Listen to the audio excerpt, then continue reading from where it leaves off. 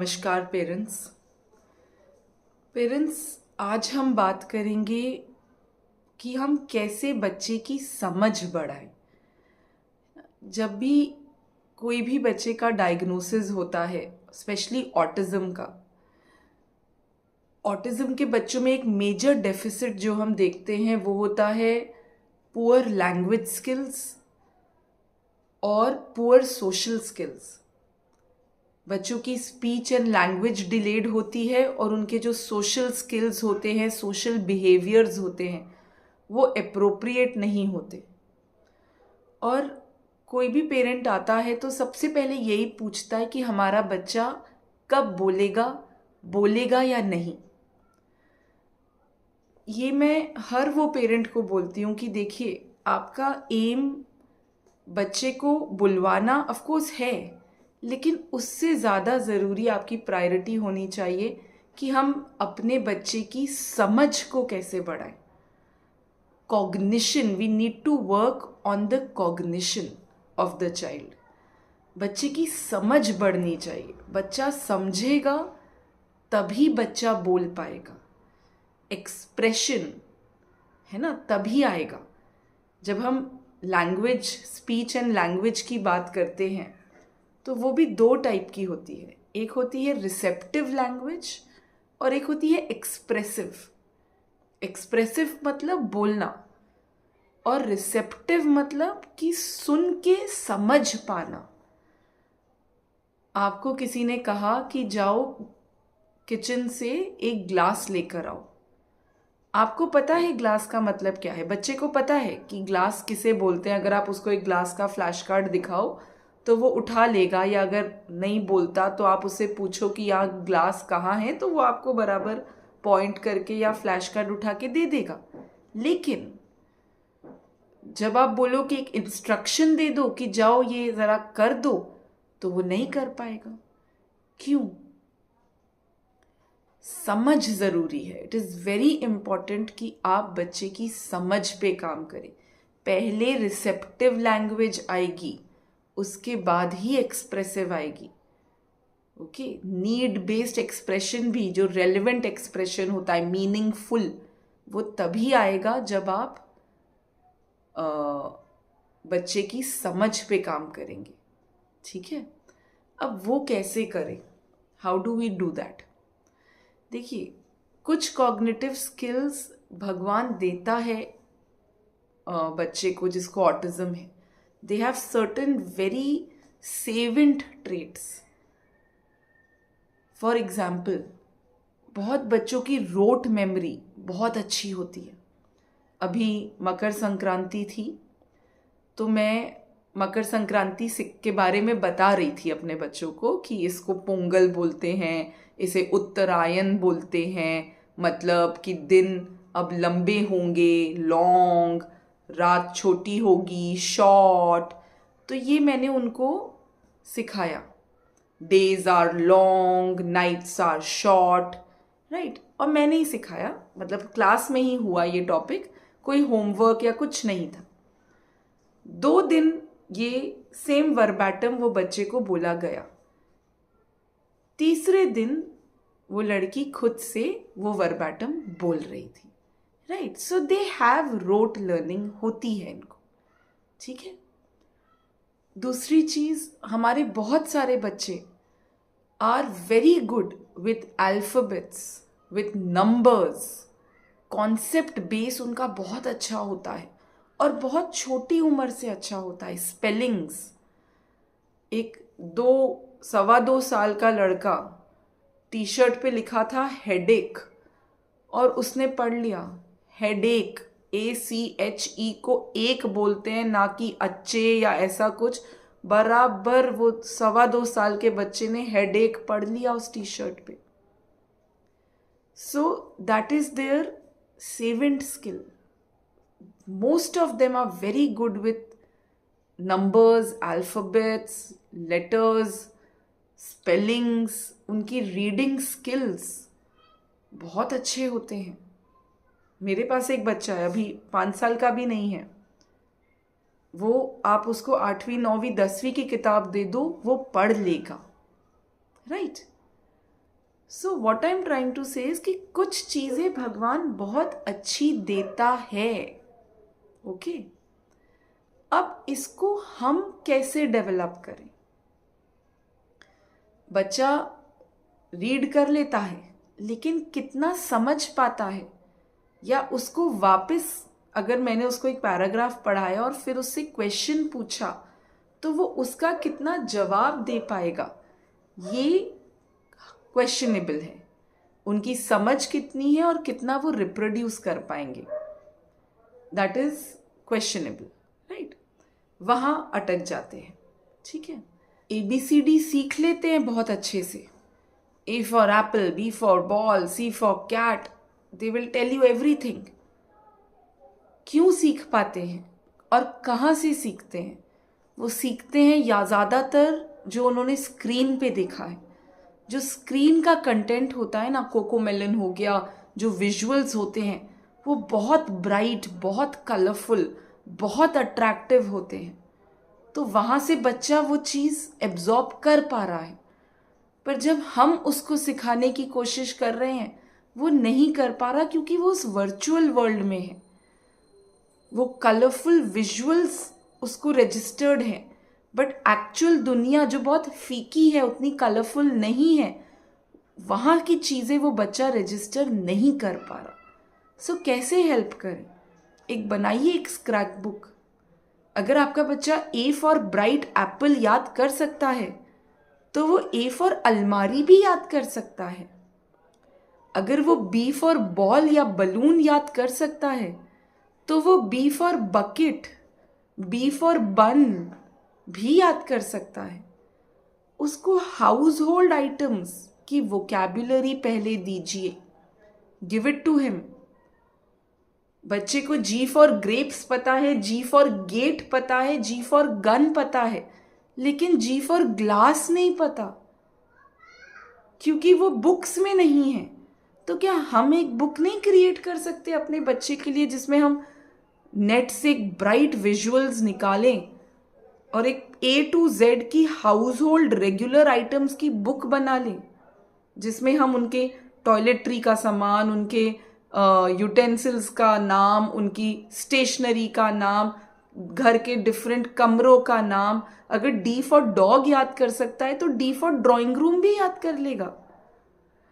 उसको सिर्फ basically what I am trying to tell you parents इज कि जो स्किल भगवान ने दिया है ना, उसको काटो मत कि नहीं नहीं बुक्स हटा दो, बिल्कुल ABCD बिल्कुल दूर कर दो, इसके होते हुए तो कभी सीखेगा ही नहीं। ऐसा नहीं है।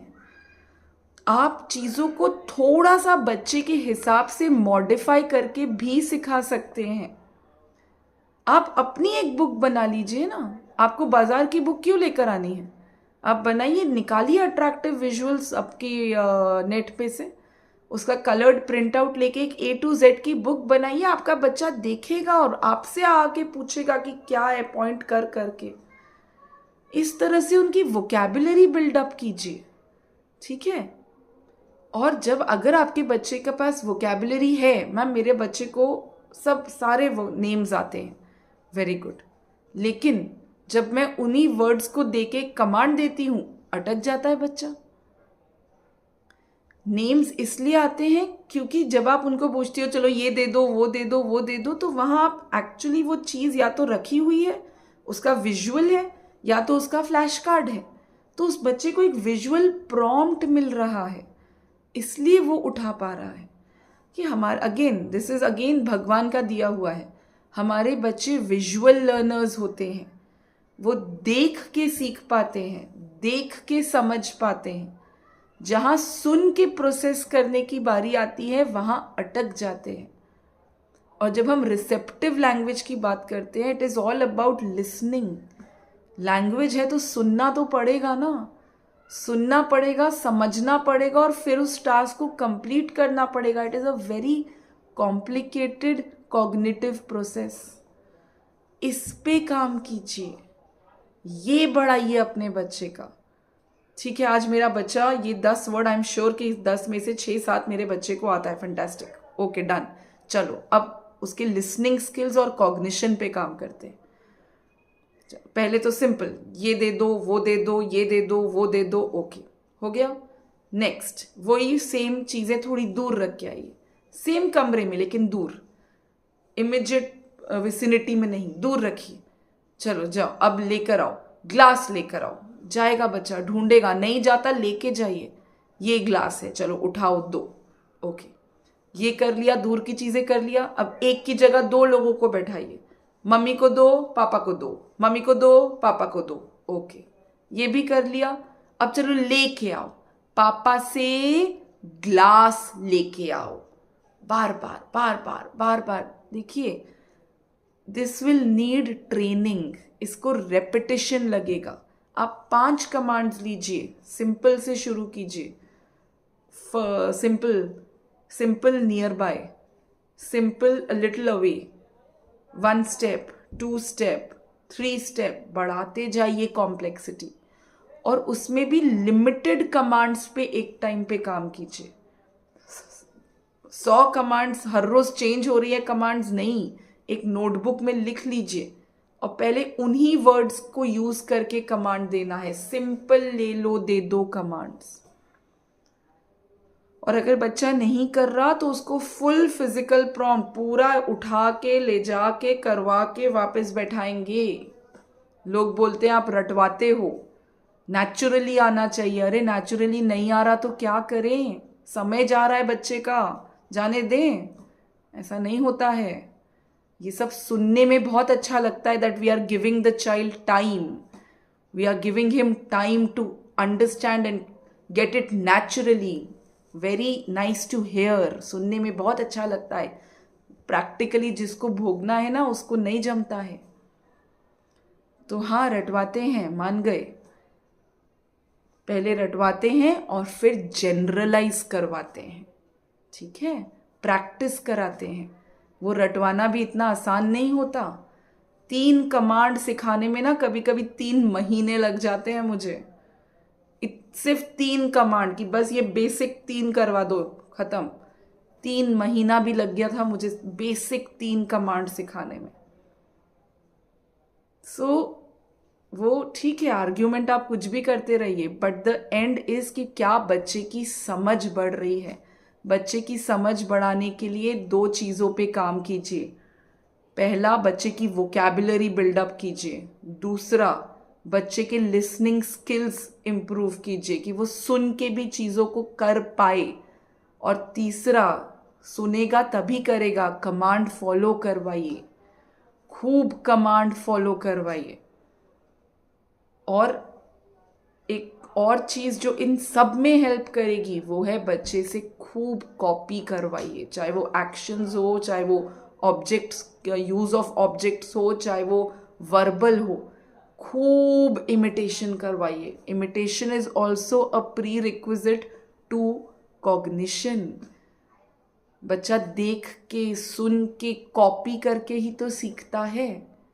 So all that I am trying to say parents is that सिर्फ स्पीच के पीछे मत भागिए। First thing they'll come and tell us, बोल नहीं रहा है। अरे बोल नहीं रहा है वो तो बाद में, समझ रहा है, समझ भी नहीं रहा है। वोकैबुलरी है, नहीं है। इमिटेशन है, नहीं है। कहाँ से बोलेगा? ये cognition, the word is cognition. बच्चे की समझ पे काम करिए। जितना समझेगा उतने चांसेस हैं कि एक्सप्रेस करेगा, चाहे नीड बेस्ड ही हो, बट समझ आना बहुत ज़रूरी है। Cognition is very important. तो खूब ज्ञान दीजिए, नॉलेज बढ़ाइए।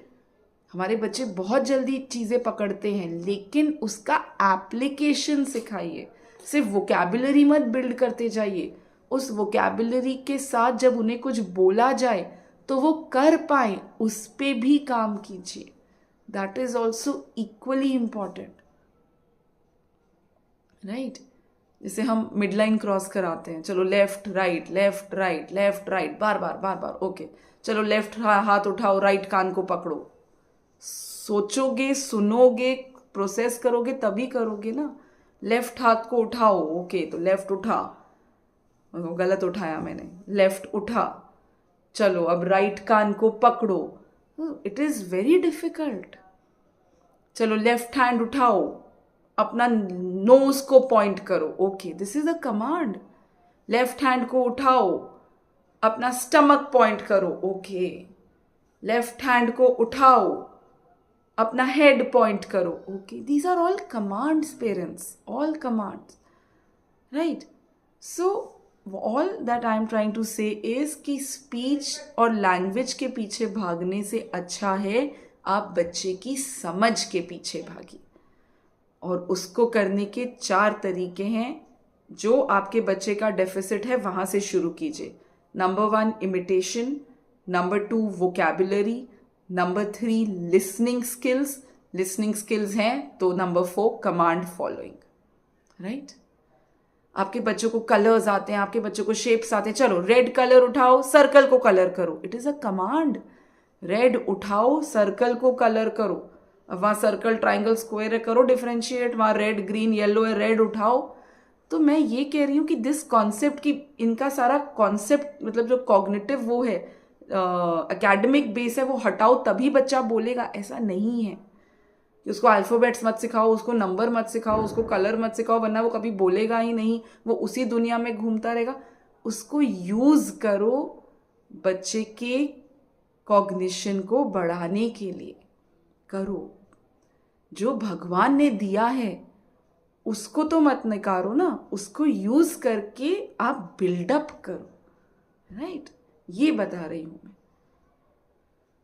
सो I hope I have been able to get the point through, right. All the best. Vijay Bhava.